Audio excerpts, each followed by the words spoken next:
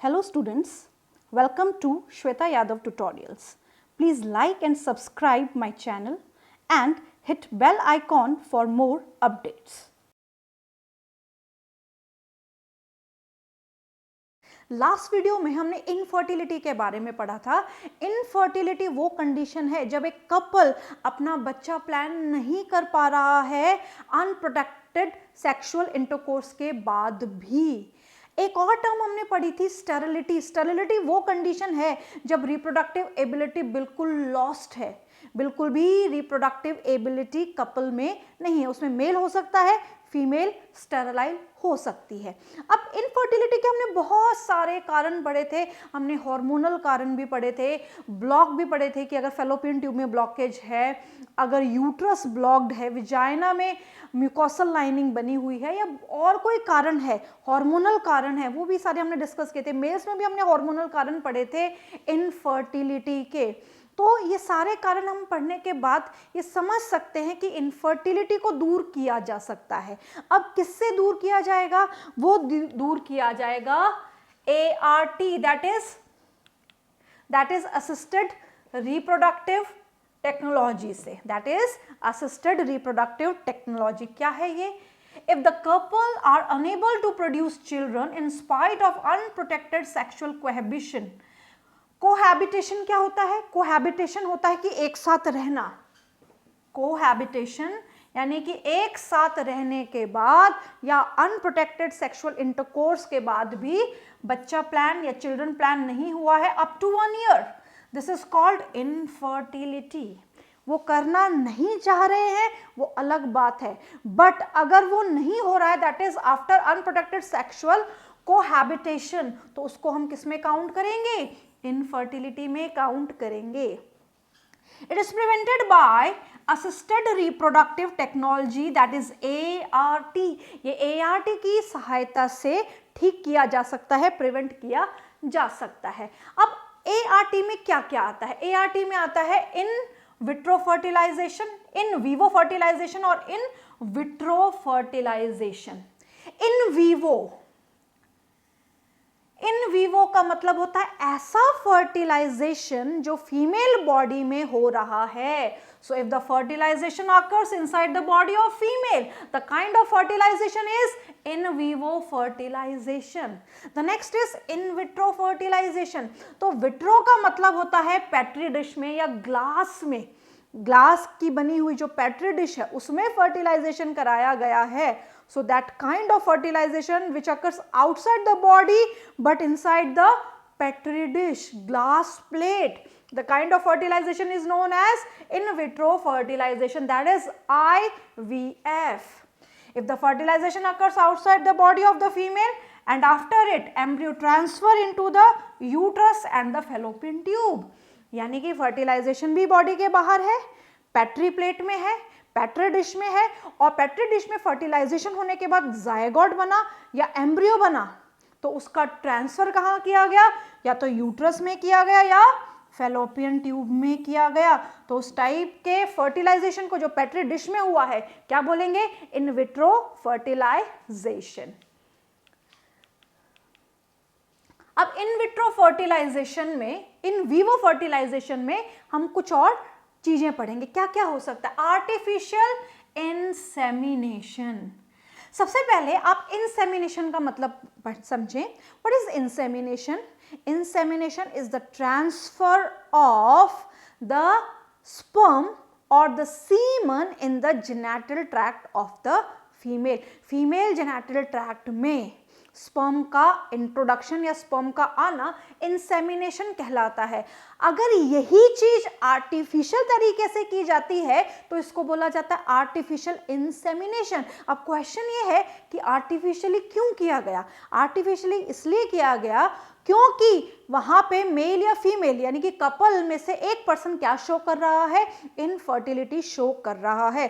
तो उसको ओवरकम करने के लिए ये टेक्निक्स यूज की गई हैं। तो इसको बोला जाता है AIT। इसको एक और टर्म दिया जाता है AIT। What is AIT? Artificial insemination technology. अब क्या करते हैं इसमें?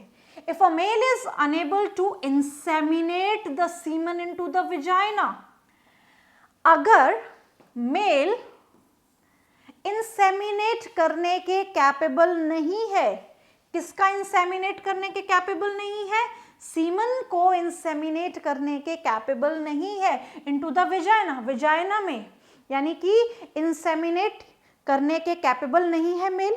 दूसरी कंडीशन, अगर स्पर्म काउंट कम है, अगर सीमन में स्पर्म काउंट कम है, तो दो कंडीशन हो गई, एक तो वो इंसेमिनेट नहीं कर पा रहा है, पहली कंडीशन। दूसरी, अगर सीमन है तो उसमें स्पर्म काउंट कम है।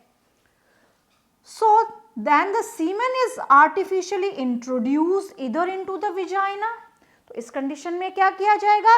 सीमन को कलेक्ट किया जाएगा मेल से, और कलेक्ट करने के बाद उसको वेजाइना और into the uterus of the female introduce किया जाएगा।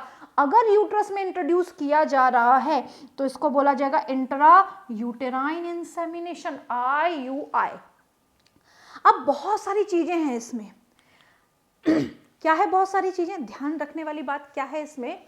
सबसे पहले अगर देखा जाए तो सबसे पहले किया जाएगा स्पर्म कलेक्ट। अब स्पर्म किससे कलेक्ट, सीमन किससे कलेक्ट किया जाएगा? सीमन कलेक्ट किया जाएगा अगर कपल है तो उस कपल में मेल मेंबर से। अगर मेल मेंबर इनफर्टिलिटी शो कर रहा है या उसका स्पर्म काउंट कम है तो स्पर्म या सीमन लिया जाएगा डोनर से। अब डोनर कहाँ मिलेगा? जो डोनर हैं वो डोनेट करते हैं स्पर्म्स, और जो स्पर्म्स होते हैं वो स्पर्म बैंक में या सीमन बैंक में प्रोटेक्टेड रहते हैं, तो वहां से कलेक्ट किया जाएगा और फीमेल के जेनेटल ट्रैक्ट में, यानी कि या तो विजाइना में या फिर इंट्रोड्यूस किया जाएगा वो यूटरस में।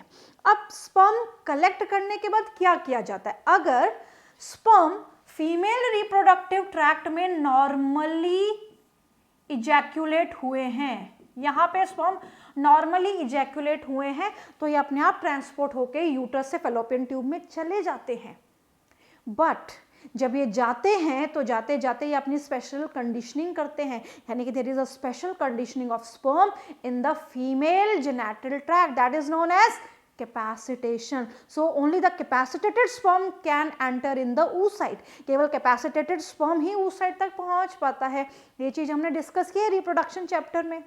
क्या होता है कैपेसिटेटेड स्पर्म? स्पर्म के हेड पे जो ग्लाइकोप्रोटीन्स होते हैं उनकी वॉशिंग हो जाना, तो स्पर्म को वॉश किया गया। किसने किया? फीमेल जेनेटल ट्रैक्ट ने किया गया, क्योंकि स्पर्म बॉडी के अंदर है और यहाँ पे कलेक्ट हुए थे, ये नेचुरली हुए थे। अब आर्टिफिशियली करना पड़ रहा है तो स्पर्म की कंडीशनिंग करनी पड़ेगी, यानी कि स्पर्म के ऊपर के ग्लाइकोप्रोटीन प्रोस्टाग्लैंडिन्स हटाने पड़ेंगे, स्पर्म की वॉशिंग करनी पड़ेगी। Washed sperms are introduced in the genital tract। अब यहाँ पे ये भी ध्यान रखना होगा कि जो सीमन या स्पर्म यहाँ पे इंसर्ट किए गए, इंसेमिनेट जिनको किया जा रहा है, उसमें पर ml सीमन में जो स्पर्म काउंट होना चाहिए वो 10 मिलियंस होना चाहिए, यानी कि स्पर्म काउंट अच्छा होना चाहिए। दूसरी बात यहाँ ध्यान रखी जाती है कि ये जो इंसेमिनेशन कराया जा रहा है, आर्टिफिशियल इंसेमिनेशन, ये फीमेल के ओव्यूलेशन को ध्यान में रख के कराया जाना चाहिए। फीमेल का ओव्यूलेशन फीमेल ध्यान रख सकती है या उसकी मेंस्ट्रुअल साइकिल से ये समझ में आराम से आ सकता है कि एक फीमेल की ओव्यूलेटरी साइकिल में या उसकी ओवेरियन साइकिल में उसका ओव्यूलेशन कब हुआ होगा या होने वाला है, यानी कि मेंस्ट्रुअल साइकिल जज कर लेता है ओव्यूलेशन को सिंपल लैंग्वेज में। अब फीमेल में भी एक चीज की जाती है, उसको ऐसी दवाइयां दी जाती है, सुपर ओव्यूलेटरी ड्रग्स दी जाती हैं जिससे उसका ओव्यूलेशन ज्यादा हो और अच्छे से हो। तो जब ओव्यूलेशन होगा और यहाँ से स्पर्म इंट्रोड्यूस कराए जाएंगे तो फर्टिलाइजेशन के चांसेस हो सकते हैं। यहाँ पे एक बहुत ही ब्यूटीफुल डायग्राम है जो ये समझा रहा है कि इस पर्टिकुलर कैथेटर में कलेक्टेड है सीमन सैंपल, और इस पॉलीथीन कैथेटर की मदद से इस सीमन को फीमेल के यूट्रस में, ये वाले पार्ट तक, इसको हम दूसरे कलर से लेते हैं, ब्लैक कलर से लेंगे। सो यहाँ पे ये इंट्रोड्यूस कराया जा रहा है। सो कैथेटर की हेल्प से विजाइना में या यूट्रस में सीमन को इंट्रोड्यूस कराया जा सकता है। तो ये कैसा प्रोसेस है? ये है artificial insemination. Next is gamete intrafallopian transfer, gift. इसको क्या बोला गया है? गिफ्ट, यानी कि गैमीट का ट्रांसफर कहां पे? इंट्राफैलोपियन, यानी कि फैलोपियन ट्यूब के अंदर। The transfer of an ovum collected from the ovary, यानी कि सबसे पहले ओवेरी से ओवम कलेक्ट किया गया, यहां से ओवम कलेक्ट किया गया। ओवेरी से ओवम कलेक्ट करने के बाद ये जो ओवम है यहां से कलेक्ट हुआ।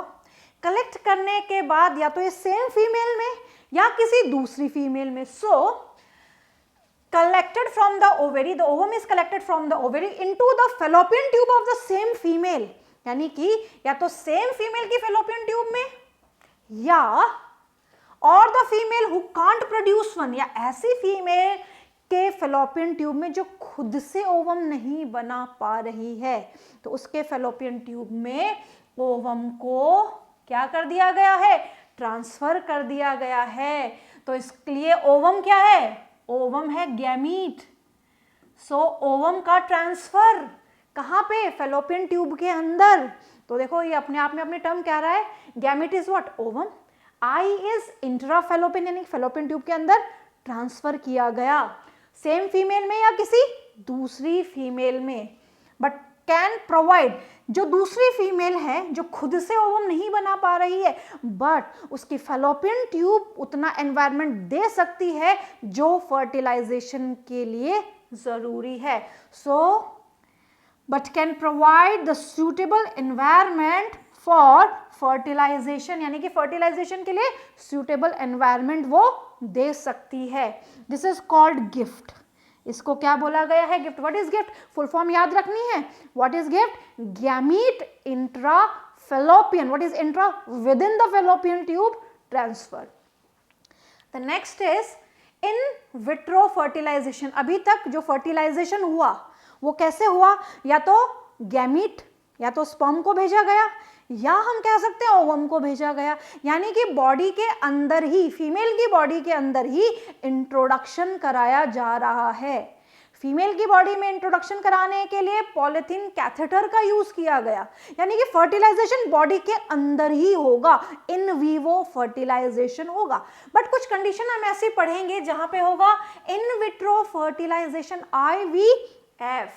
तो यहां पे जाइगोट इंट्राफैलोपियन ट्रांसफर, फुल फॉर्म याद रखना है ZIFT, जाइगोट और अर्ली एम्ब्रियोज।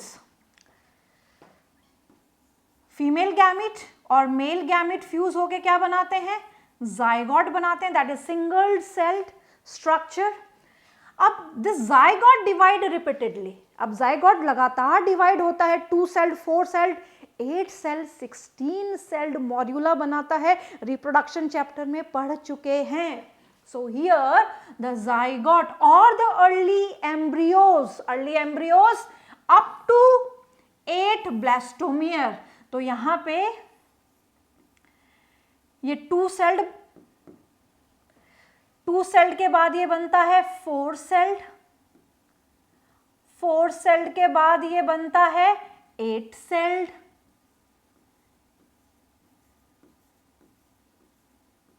तो अकेला जाइगोट भी ट्रांसफर हो सकता है, 2 सेल्ड भी हो सकता है, 4 सेल्ड भी हो सकता है और 8 सेल्ड भी हो सकता है। इनको क्या बोलेंगे?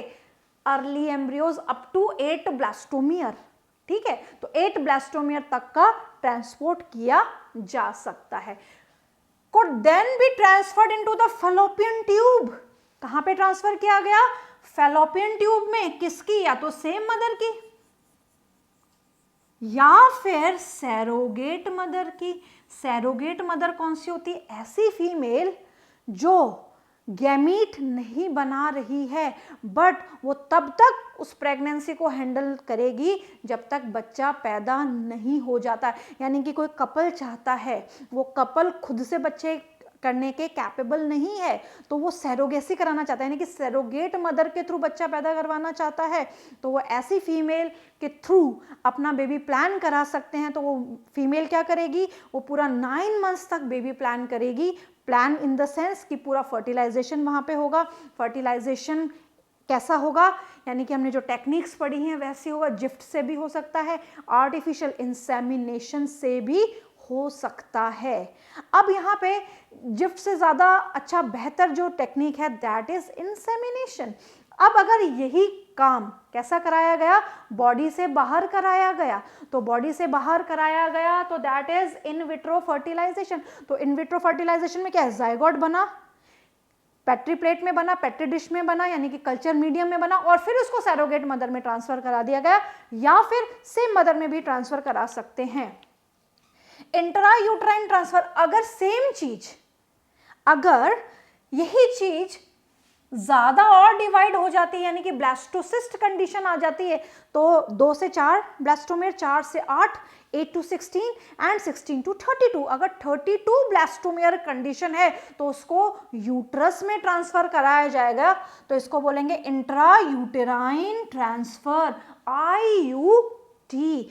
So if more than 8 blastomeres, commonly 32 cell stage transfer into the uterus, this is called IUD। इसको क्या बोलेंगे, IUD। तो हमें यहाँ पे दिख रहा है ये 2 सेल्ड कंडीशन है, ये जाइगोट है, ये 2 सेल्ड कंडीशन है, ये 4 सेल्ड कंडीशन है, 8 सेल्ड कंडीशन है, और फिर ये मॉर्यूला बन गया, यानी कि 32 सेल्ड कंडीशन एंड मोर, और यहाँ पे बना ब्लास्टोसिस्ट। तो ब्लास्टोसिस्ट कहाँ पे भेजा जाएगा, यूट्रस में, क्योंकि ब्लास्टोसिस्ट रेडी है इम्प्लांटेशन के लिए। Intracytoplasmic sperm injection, intracytoplasmic sperm injection का क्या मतलब है, it is another specialized procedure to perform an embryo in the laboratory। ये भी एक स्पेशलाइज्ड प्रोसीजर है जिसके द्वारा लेबोरेटरी कंडीशन में एम्ब्रियो बनाया जाता है, यानी कि एम्ब्रियो कहाँ बन रहा है, बॉडी से बाहर बन रहा है। अब which a sperm is directly injected into the cytoplasm of the ovum।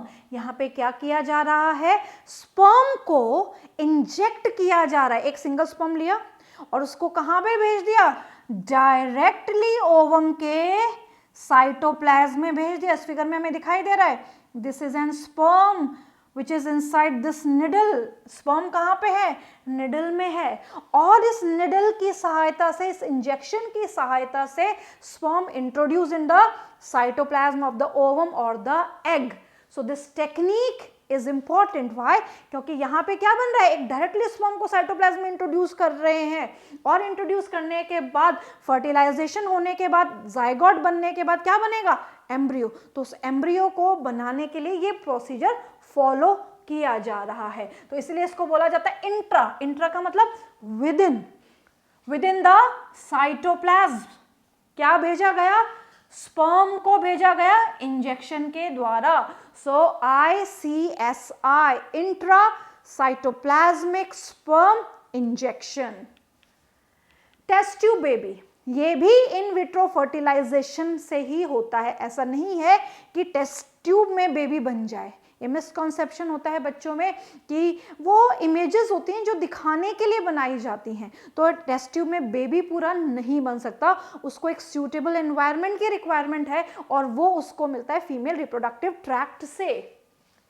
In vitro fertilization है IVF, fertilization outside the body in almost similar condition as that in the body, यानी कि सेम कंडीशन दी जाती है जैसे body में conditions होती हैं। After the fusion of the gametes, यानी कि फीमेल गैमीट और मेल गैमीट के फ्यूजन के बाद जो जाइगोट बना वो क्या होगा, which reaches the 32 celled stage. Zygote से क्या बनने लगेगा, embryo, 2 celled blastomere, 4 celled blastomere, 8 celled blastomere, 16 celled blastomere and 32 celled blastomere बन गया। अब ये जो 32 सेल्ड ब्लास्टोमियर है इसको इंट्रोड्यूस कराया जाएगा। नाउ दिस एम्ब्रियो, क्या बोलेंगे इसको, blastocyst, is transplanted in normal uterus of the same mother और द सैरोगेट मदर। यानी कि अगर उस कपल में फीमेल जो है वो ये चाहती है कि उसके अंदर इसका इंट्रोडक्शन ना हो तो वो सैरोगेट मदर भी ले सकती है, कपल सैरोगेट मदर भी ले सकते हैं। तो सैरोगेट मदर में इंट्रोड्यूस कराया गया। For further development after the completion of gestation period और normal child birth take place. तो जैसे ही गेस्टेशन पीरियड कंप्लीट हो जाएगा तो जो बच्चा जन्मेगा वो कैसा होगा, एक नॉर्मल हेल्दी बेबी होगा। तो यहाँ पे फर्टिलाइजेशन कराया पेट्री डिश में, कल्चर मीडियम में, और इंट्रोड्यूस कराया 32 सेल्ड स्टेज, या हम कह सकते हैं ब्लास्टोसिस्ट बनने के बाद उसको यूट्रस में इंट्रोड्यूस कराया, सेम फीमेल में या सैरोगेट मदर में या सैरोगेट में। और गेस्टेशन पीरियड के बाद क्या बना, एक पूरा डेवलप हुआ पूरा healthy child. First test tube baby England में पैदा हुआ था। ये डेटा याद रखने, 25 जुलाई 1978, Louise Joy Brown, important. India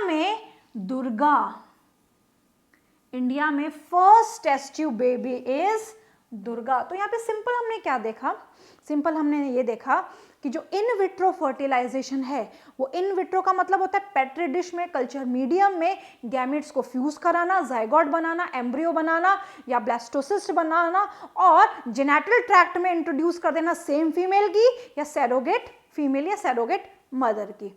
और अगर हम दूसरी बात करें, इन वीवो की बात करें, तो फीमेल जेनेटल ट्रैक्ट में ही फर्टिलाइजेशन होना इज इन वीवो फर्टिलाइजेशन, जिसकी अलग अलग टेक्निक्स हमने पढ़ी ZIFT,